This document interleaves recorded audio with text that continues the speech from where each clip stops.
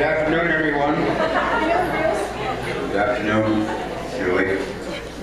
Excuse me, Bruce. Sister-in-law, Julie. We could all come in and take a seat, continue eating.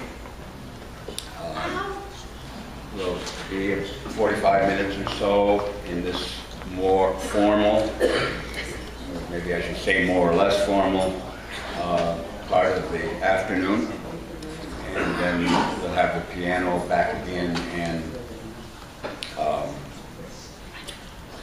we will circulate, eat some more, drink some more. So we're here to celebrate the unusual and spectacular life of a woman who some of us called family and so many of you called friends. She was an exceptional artist, a woman who many loved, a woman who helped so many people, touched so many people's lives. There are family here to speak this afternoon. See it on your program. Elizabeth was the hub of that family. When she moved, the wheel moved, the family moved. But she had a larger family. To continue with the wheel metaphor, it was more of a Ferris wheel. It took many people, like the one in downtown Chicago, the huge Ferris wheel that she took in and loved and cared for.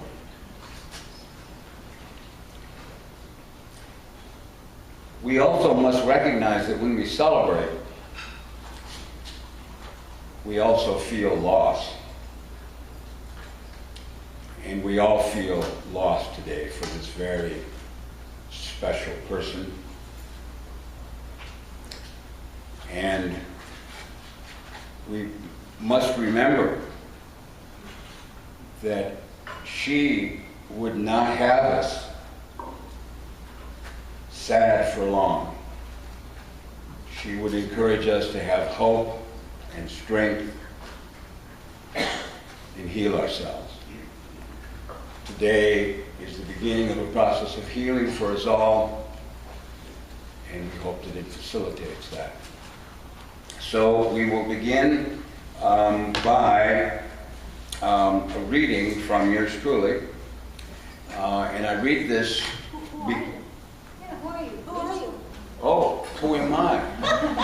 That is a question. Who am I? I've been searching for that all my life.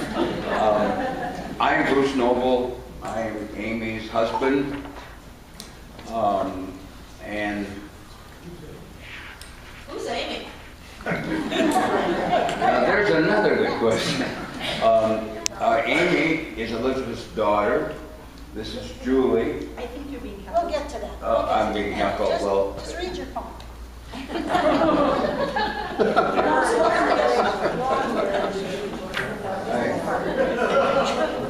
Instead of calling me her husband, maybe she should call me her wife, because she wears the pants in the family. She tells me what to do. Okay, no freestyling. Yeah, thank you. You're welcome. Here. So I'm going to read a poem by Rilke, a German poet, who I read at Charles' funeral. That's Elizabeth's husband, Charles Wagoner. I read at the funeral 16 years ago. Poems can speak to the occasion, or they can speak to higher values, higher ideas. It's maybe one of those. I am alone in the world, and not alone enough to make every minute holy. I am too tiny in this world, and not tiny enough just to lie before you like a thing shrewd, and secretive. I want my own will, and I want to simply be with my will as it goes down toward action. And in the silent, sometimes hardly moving times, when something is coming near, I want to be with those who know secret things, or else alone. I want to be a mirror for your whole body, and I never want to be blind or to be too old to hold up your heavy and swaying picture. I want to unfold. I don't want to stay folded anywhere, because where I am folded, there I am alive. And I want my grasp of things true before you. I want to describe myself like a painting that I looked at closely for a long time. Like a saying that I finally understood. Like the picture I use every day. Like the face of my mother. Like a ship that took me safely through the wildest storm of all. And this is Elizabeth's diary of sorts that she wrote in 2002. And she has a number of haikus. She has a number of comments about the world and how she felt about it. And I'm just going to read from one page. Summer of 2002. Birds as they came to the farm. Chipping sparrow, bluebird, orioles, blue jay, red-tailed hawk, turkey vulture, crow, robin, meadowlark, junco, barn swallow, catbird, and then it goes on and on and on. This was Elizabeth. She observed nature and she loved it very much, and we all loved her. So I will now turn the microphone over to my dear wife, Amy, daughter. Thank you. Notice how I didn't do that in the microphone? Thank you. Good afternoon, everyone. I'm the youngest of Elizabeth's 3 daughters. My name is Amy, my husband is Bruce, and my son is Corporal Andrew Noble, United States Marine Corps, currently at 8th and I in Washington, D.C. Here's what I hope to tell you about my mom. Fight for what you believe in. Follow love wherever it leads, and always, no matter always, no matter what needs to be sacrificed, be stronger than your own mistakes and whatever tragedy stabs you in the back. Okay, let's begin at the beginning. Born on March 26, 1921, second child to Agnes and George Lamb, she was christened Elizabeth Boone Lamb, a name with a triple dose of powerful paternal history. The name Lamb came from James Lamb, born in July of 1756 in Tullyallen, Scotland. James grew to be a 6-foot-tall young man with a focus and a mission.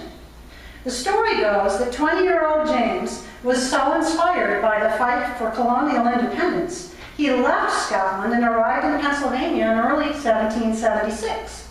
He enlisted and fought for 2 years, and for this youthful act of conscience, he was disowned by his Scottish family for actions against the mother country. James Lamb settled in Kentucky, married a Quaker woman named Hannah, which resulted in her removal from the Quaker meeting. Love ruled. Together, they raised 9 children, the firstborn daughter being named Elizabeth.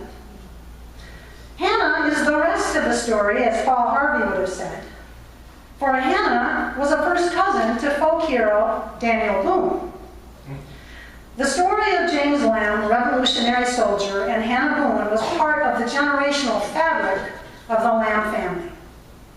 Pride in that history was so strong that in 1921, my mother was christened into the mythology Elizabeth Boone Lamb. My mother encouraged all of us to pursue our passions as she did her own.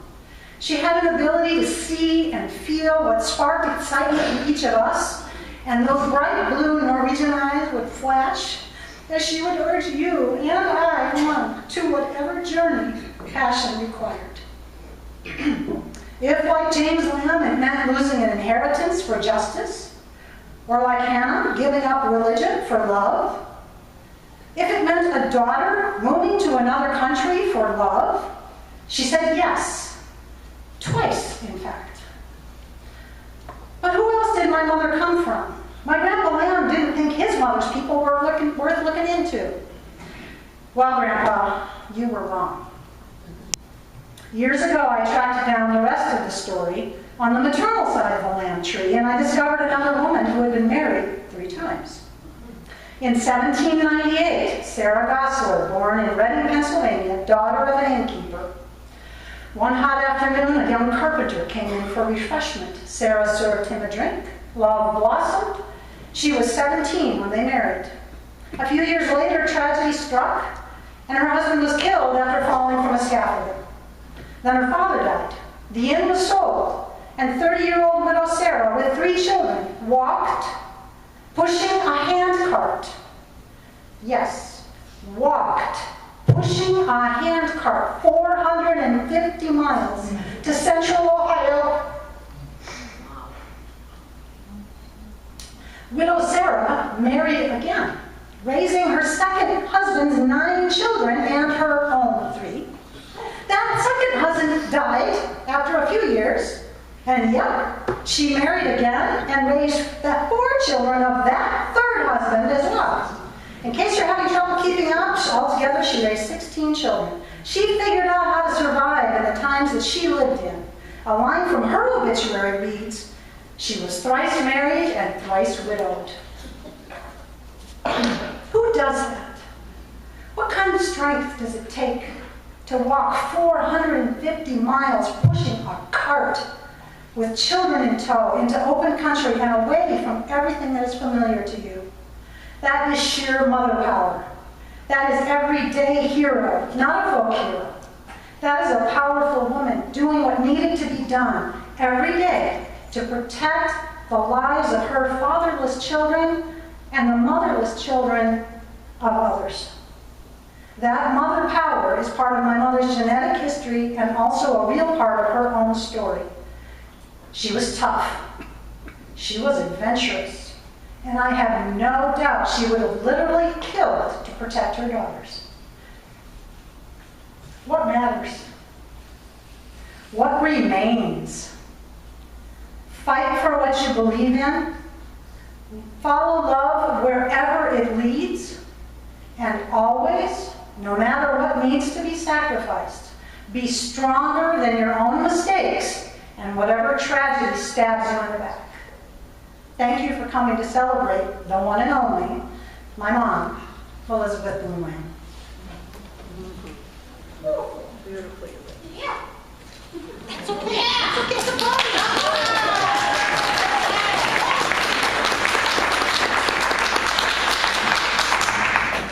I'm hoping to get through this without breaking down, like I did during Amy's talk.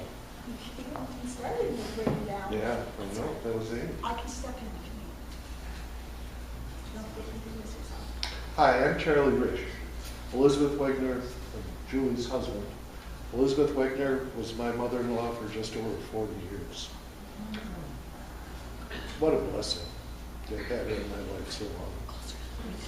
I met Elizabeth when I was 27. She was just back from her year-plus sabbatical. Her journey of self-discovery, her and her Chinook traveling all around the country, meeting new people, encountering new ideas, and new ways of thinking. A journey that she never really ended. One of her new or renewed enthusiasms back then was an interest in bodywork. And Julie reminded me just a few days ago that within a few weeks of meeting Elizabeth, she had me lying face down on a table naked to give me a massage, and to teach me relaxation techniques, how to isolate muscles and reduce and manage my stress. Techniques I still use today. The first one of many gifts I received from Elizabeth. Can't hear you. Okay, thank you. Right, just take it out and hold it. Yeah. There you go. Go on. Elizabeth was a marvelous cook. I remember in particular one glorious gastronomical summer. By this time, Elizabeth and Charles had been traveling to Europe once or twice a year. And Charles had picked up an enthusiasm for Italian cuisine and become quite an accomplished cook himself. Julie, Max, a toddler at the time, and I would come out most summer weekends to visit. And we would be treated, for example, to a Friday evening dinner of Charles Spoposa, a wonderful peppery Italian beef stew served with handmade pasta, and followed on Saturday by a rich, sumptuous beef bourguignon prepared by Elizabeth. These meals were always accompanied with a nice Italian wine, engaging, interesting, and lively conversation covering a wide range of topics. Then there would be a pause for a walk down the 3/4 mile driveway and back with whatever dogs, cats, or goats were in residence at the time, before dessert, sambuca, and more conversation. There may have been a little cooking competition going on that summer. Elizabeth and Charles both did have somewhat of a competitive streak. I don't know for sure. What I do know is that they were both top chefs, and the real winners were those of us who were fortunate enough to share their table. I treasure these experiences with Elizabeth, but they are among the lesser gifts that she bestowed. I lost my mother when I was 24 years old. Just as we were developing an adult relationship, and just as I was starting to recognize her for the person she was in her own right, and the person she was striving to become, with much to teach me about continuing to grow in understanding, maturity, and hopefully wisdom as I inevitably aged. It was a sore loss, but how fortunate I was that Elizabeth was here to help ameliorate that loss and to fill that role of teacher, nurturer, and role model that my own mother no longer could. In a very real sense, she was like the mother I had for most of my life. She filled that role willingly with generosity, wit, honesty, and love. Elizabeth was a remarkable person. She had her flaws, as do we all. But she lived her life with courage and curiosity. She was fiercely independent and determined. She took charge of her own life to the very end, and woe to those who thought they should be in charge instead. She sometimes demanded a price to really be let into her life. That price was that you show a genuine interest in her for who she was, warts and all, or an interest in something that she was interested in. Art, literature, songbirds, reptiles, social justice, or in my case, her daughter. Those of us who paid that price were richly rewarded. She returned your interest in her by taking a genuine interest in you for who you were, and in your trials, tribulations, hopes, and aspirations. She treated you with respect, kindness, and generosity. She loved to hold court and regale you with her stories or her opinions, but she may have been the best listener I've ever known. A patient and active listener who would wait for you to have your say and then gently probe with open-ended questions to make sure she and you understood how it was you really thought or felt about the subject at hand. She was a major influence for the better in Julie's and my son's lives. I watched her nurture them and then flourish as a result. But her nurturing was not by any grandma formula. She nurtured Max and JT in different ways and at different times in their lives, based on their needs and their interests. Elizabeth was an individual and treated you as an individual. She both was and had great character. To borrow a phrase from a favorite country singer of mine, Elizabeth was the real deal. I could go on for quite a while longer praising Elizabeth for the special woman she was. And my admiration and affection for her is deep. but I think you get the point. I loved it. I admired her. I strive to emulate her in many ways. I'll miss her, but she'll be alive in my mind for as long as I have her. Thank you.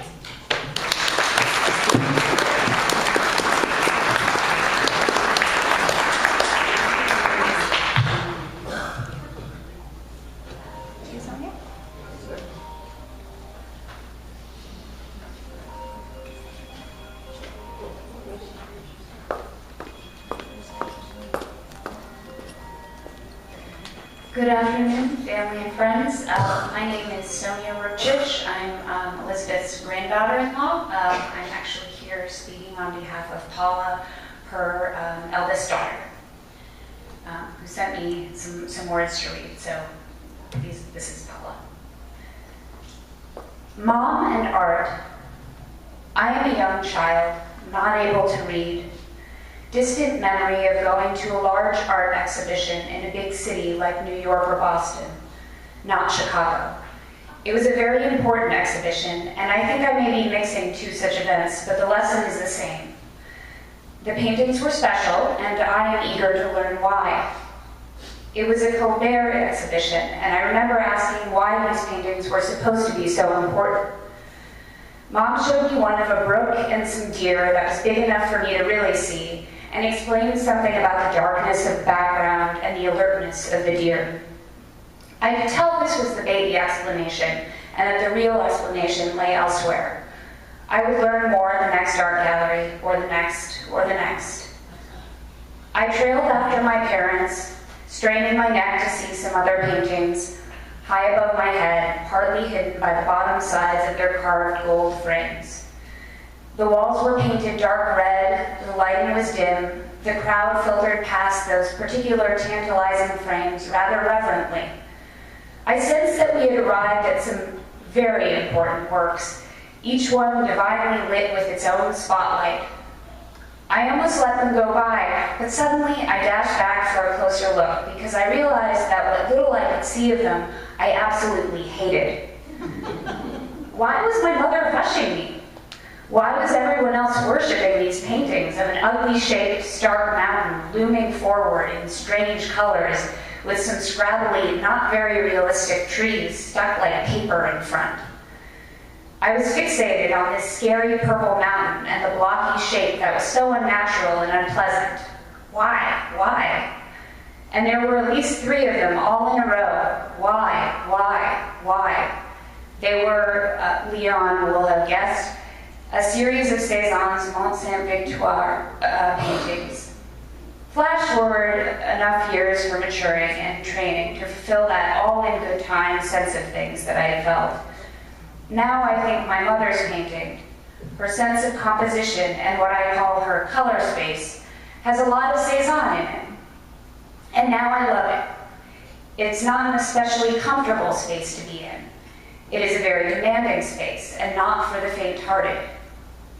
Painting up to the standards of this space is exhausting, and since we always fall short, a little dispiriting. So it is no wonder that Mom quit painting away for long periods of time. But when she returned to painting, throughout her experiments and all along the way, she kept her artistic integrity intact. She knew how close to the wind she was attempting to sail. Real painting offers no hiding places or safety nets. I'm proud that she not only took the necessary risks, but often leapt at them. This is a leap she made in art and in life. She drove over the pass, had the baby, bought the horse, claimed a year of her life for herself, opened her heart to painful healing, and didn't shrink along with her horizons as they narrowed around her. My mother's often artistic touchstone is, other artistic touchstone is, I think, Kandinsky. The call of Kandinsky is much more to the syncopated, anarchic, and sparking spirituality that I find in Mom's art. When she began painting again, she turned more and more to abstraction, to more formal considerations and color symbolism, whether in her mood-laden landscapes or what she called her crazy paintings. To me, different as they appear, they are really her very singular response to the age-old problem of how to resolve a recalcitrant work of art. That's a very different question from how to finish one. Switching from terms of art to terms of life, death, and dying, how do we hold all the heartfelt instances of life and memory that need to be held together in a complete spiritual moment, in a kind of homeostasis of the soul, a self-sustaining, dynamic, perpetual equilibrium? Look at the art she made, the art she fostered, and the entree to the world of art that she opened for us. Resolved, not finished. Thank you.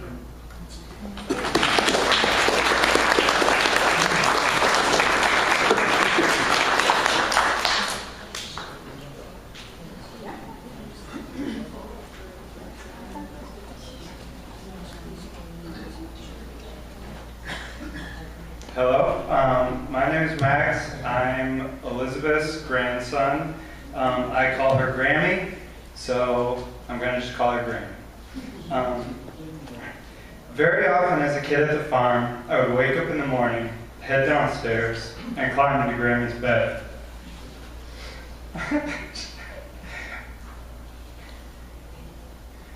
On some days, I would sit next to Grammy, and she would read out loud selections of Bleak House by Charles Dickens as I would listen. On some days, she would listen as I would go on and on about Michael Jordan, He-Man's latest adventures, or anything else I had on my mind at the time. On other days, we would play the hand slap game until my hands were red and sore. Grammy was not one to let me win. I think the defining feature of Grammy as a grandmother is that she treated her grandchildren with both a deep love and a deep respect. She challenged us through a combination of pedagogy and playfulness to be our best selves. Grammy often prompted, "So tell me something interesting about your day or your week." She would not accept an answer like nothing, or we had a math test in school, but pushed us to tell her something more about ourselves, what we had been working on or thinking about recently. If you expressed an offhand opinion about a piece of art or a piece of music or about a TV show, she would force you to explain why you liked it or didn't like it. Most answers, not of the just because variety, were valid, but she wanted you to engage enough to provide a clear answer. I think she did these things for a couple of reasons. First, as a teacher, encouraging us to get in the habit of exploring our opinions and being able to convey them. But more importantly, she had a real desire to get to know us as individuals, to understand how we thought about the world and how our ideas and interests were developing as we grew up. She wanted to challenge us to be our best selves, without a predetermined idea of what this would look like, and instead based on an understanding of what inspired us, of what we valued, and what we cared about. Sure, she would proclaim that I have no sense because I did not like a particular piece of opera music. She would bristle at my often poor table manners, but I knew these were never really the things that determined her judgment of me as a person. As if to ensure that I understood that while she truly did want me to learn proper etiquette, what she valued more was independent thought, humor, and a bit of rebellion. Often, shortly after scolding me for a breach of etiquette, I would look over, and she would be sitting there with a serious look on her face and a spoon hanging from her nose. The life lessons were not only academic in nature. Yes, she helped teach me to appreciate Renaissance art and fagotto with onions, but also to appreciate snakes and spiders, driving too fast, and somewhat over-the-top pyrotechnic displays. Grammy imbued every encounter with a sense of adventure. There was always more to learn, more to explore, and critically, more fun to be had. If Grammy thought something sounded fun, or if you could plant the seed that a particular idea contained even a spark of adventure, then she would throw her support and enthusiasm behind it. And she would often do so placing more value on risk-taking relative to safety than one is accustomed to as a child. If you enjoyed playing in the woods, Grammy would introduce you to a new set of rock piles, which she'd encourage you to climb. And by the way, take a machete with you to help blaze the trail. When I was too old to get an adrenaline rush from riding the driving mower around the farm and introduced the idea of getting a dirt bike, It wasn't long until I was learning to drive our new ATV. Grammy didn't ride the ATV much, but she sure enjoyed listening as we brought back stories of less frequently explored areas of the farm, and sure noticed the smiles on our faces as we zipped down the hill a little too fast when we thought no one was looking. Of course, soon enough there was a second ATV, just more fun to be had. Grammy was an exceptional grandmother. She showed us love, yes, unconditional because we were her grandchildren, but more so stemming from the relationships that she took the care to develop with each of us over the years. Grammy will be missed. My life will never be the same without her here, but I will always carry with me the sense of joy and adventure and the true appreciation for life that I learned from watching Grammy through the way she engaged with the world and with the people around her.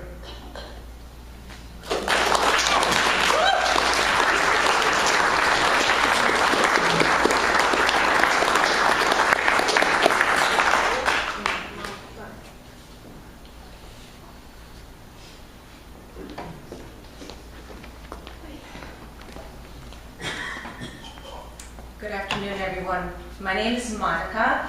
My husband is Lou, and we have 3 boys, Francesco, known as Chesco, Nino, and Marco. We had the very good fortune of being Elizabeth's, whom we called Betta because of our Italian connection, a neighbor for the last 20 years in Spring Green.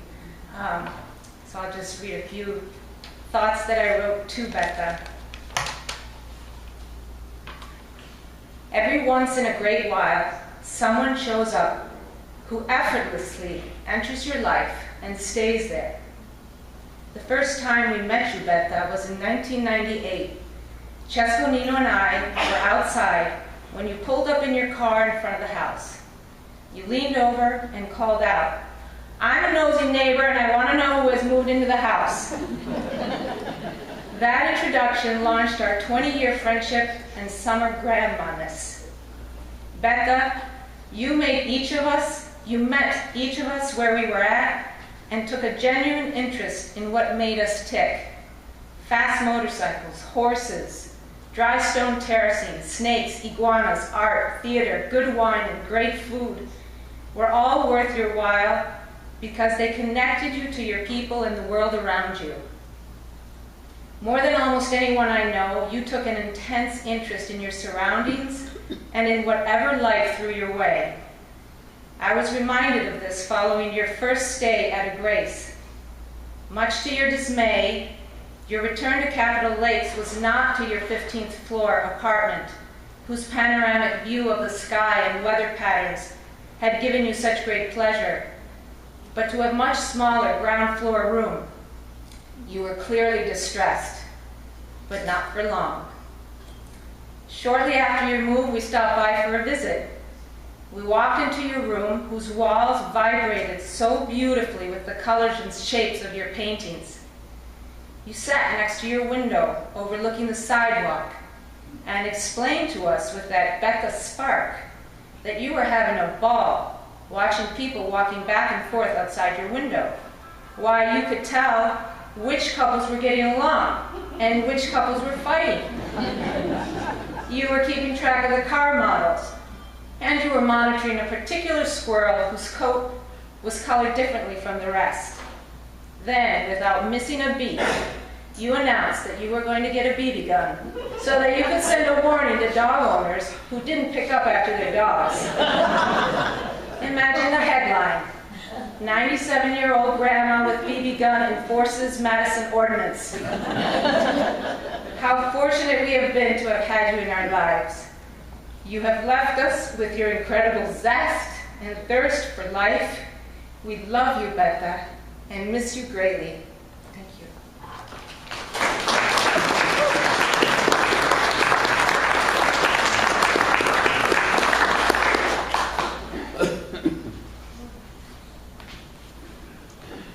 Daughtery overlaying there.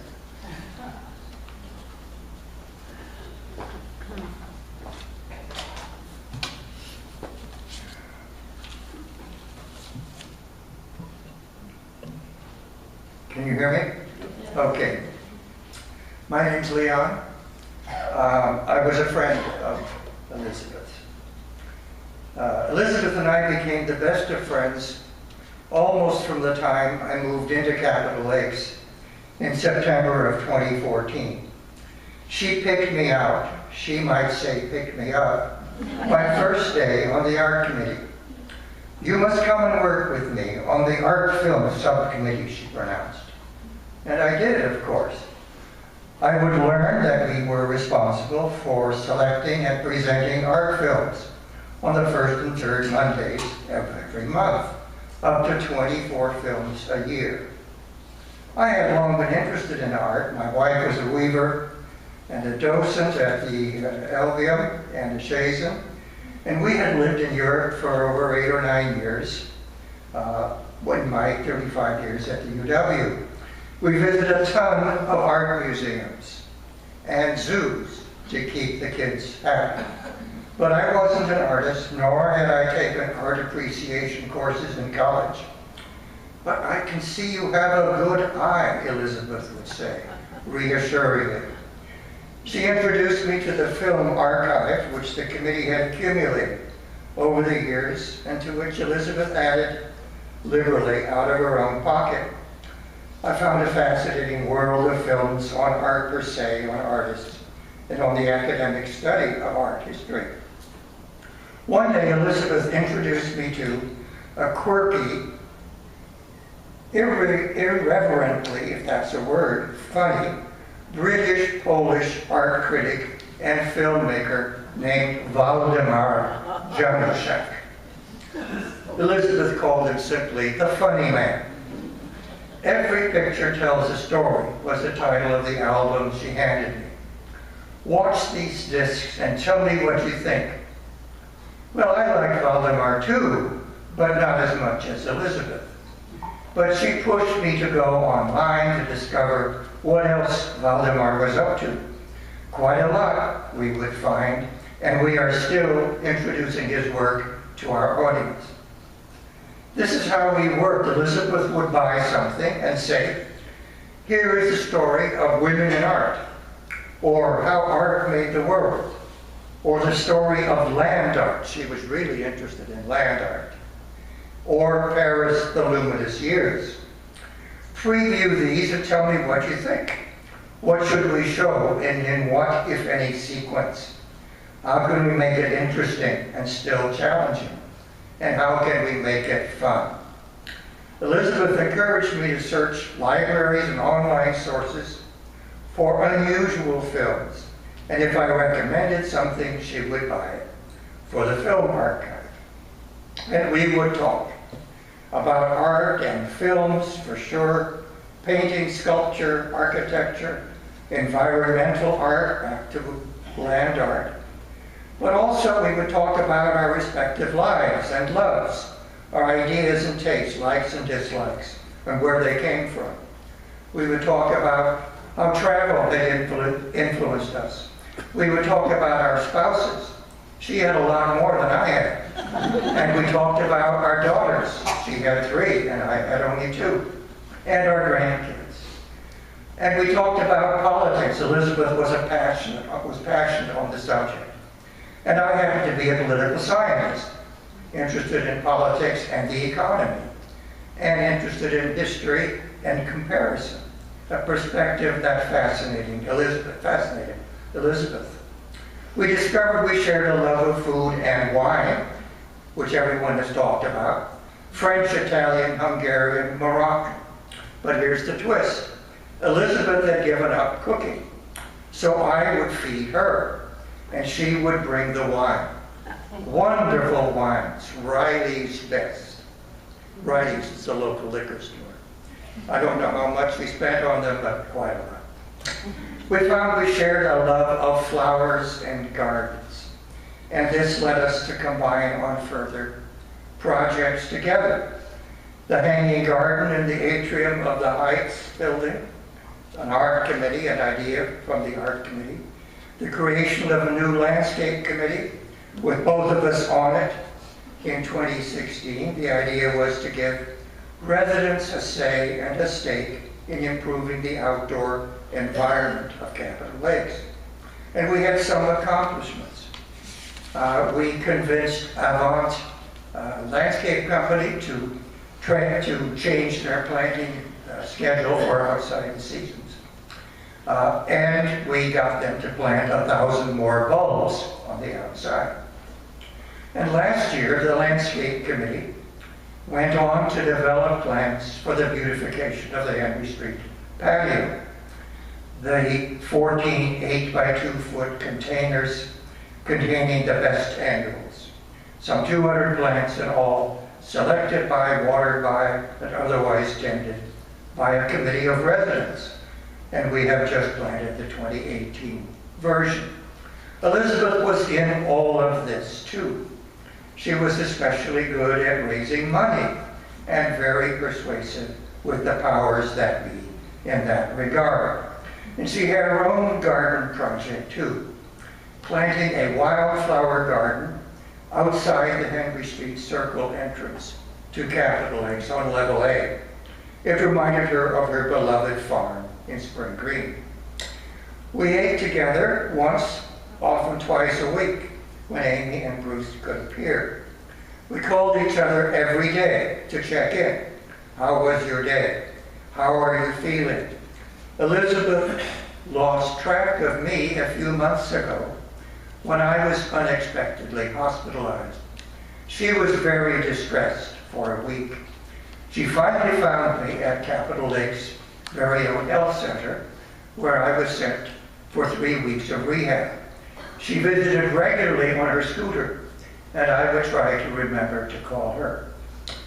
And now I am losing track of Elizabeth, and I am distressed. I will miss her profoundly. She is much in my mind and heart, and she will be missed by all of us at Capitol Lakes.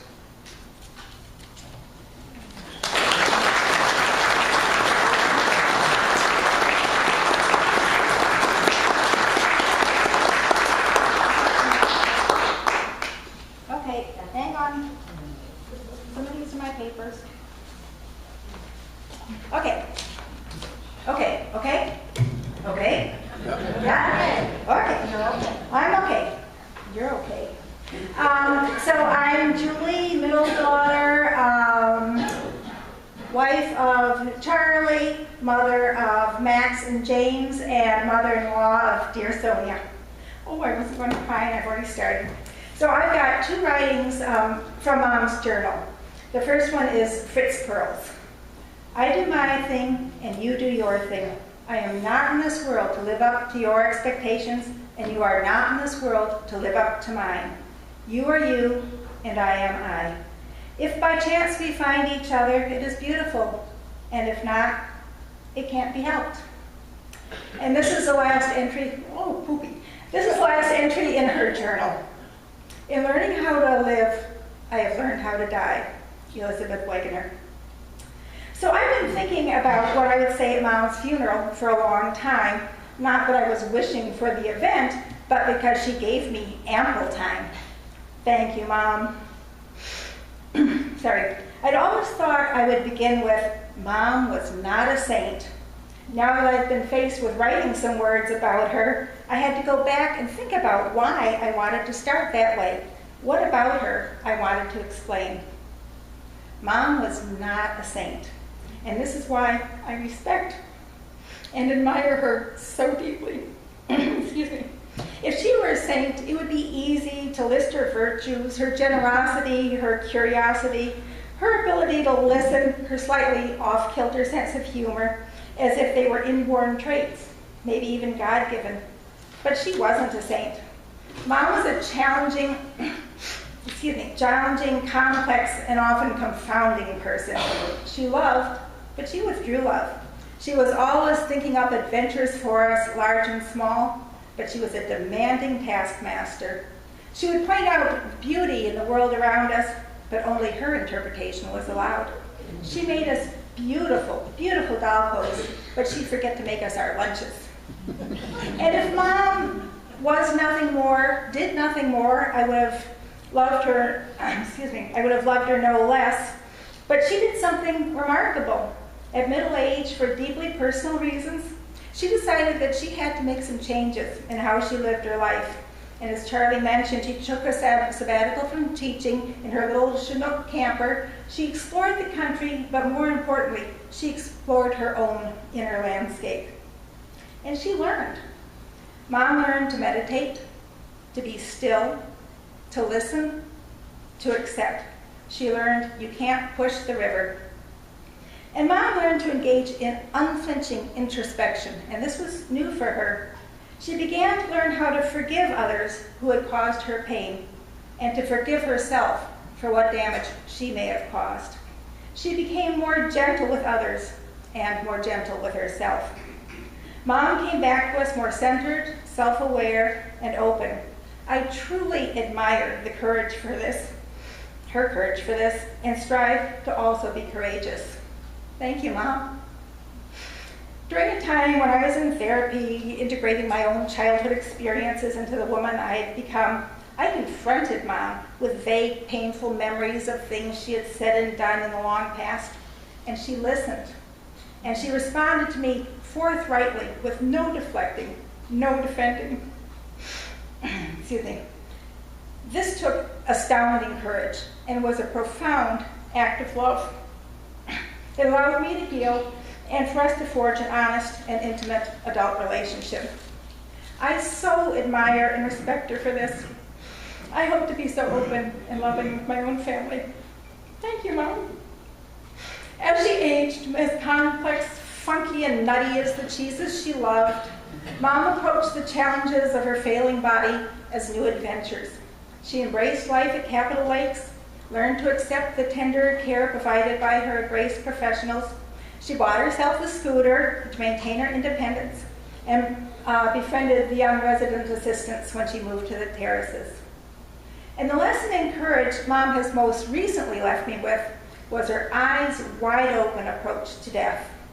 To me, this encapsulates the woman she grew herself into. Mom observed the death process within herself with curiosity. Curiosity. It annoyed her sometimes, scared her sometimes when it caused her pain, but she found it all interesting. At the end, my mother did not rage against the dying of the light, but she did not go gentle either. She was human. If Mom had been a saint, I would not have had the opportunity to watch her evolve. But evolve isn't the right word because evolution doesn't require volition. Mom willed herself to adapt, grow, change, develop, to forge a life she wanted to live on her own terms. Through all this, Mom has shown me the path for how to live a full life, how to age, and how to die. Thank you, Mom.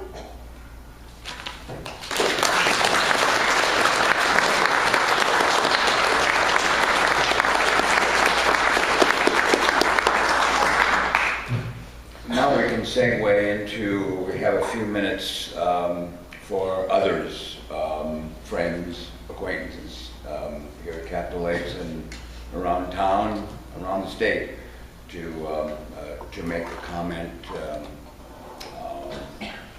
if you'd like to. And I'll bring the microphone to you. Anybody like to say something?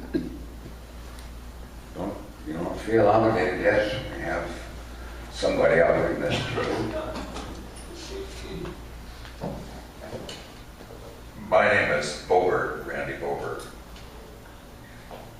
I was the first son of the college roommate of Elizabeth Wagner's third husband. And the first love of my life, and that rather young life, happened to be her niece. She didn't know this. I was living on the south side of Chicago at the university where they both were, she and her husband. But one day she confronted me and said, "What's this I hear about you dating my niece?" Now, if you're 17 years old, and there's this formidable person who has always been somewhat scary since you were knee-high to whatever I was knee-high to, that's not not something you want to have to respond. But I must have stumbled through it. When I was in college, I got to know the Quakers a little better. Elizabeth actually served me my first cup of coffee. I never drank coffee, but there I was in their living room on Blackstone, and she said, "Would you like some coffee?" And what was I going to say? Well, of course, I said yes.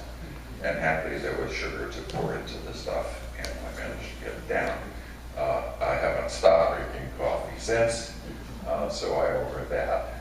But I really got to know Elizabeth after she was widowed for well, I guess it's the second time. I'm not really sure what happened to the first gentleman. Anyway, once she had her last husband behind her. And it was at that time that I really saw what an independent person she was, and not just how feisty and scary she was, but loving and observant about people and herself. She liked to brag a little bit. She wanted to make sure that I understood that back in the day she was a very handsome woman and she knew how to get around.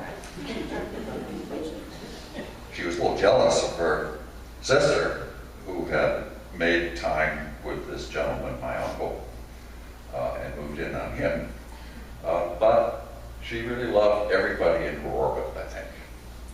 And I was not close to her at the end, but a month ago, I called her up and said, "How's life?"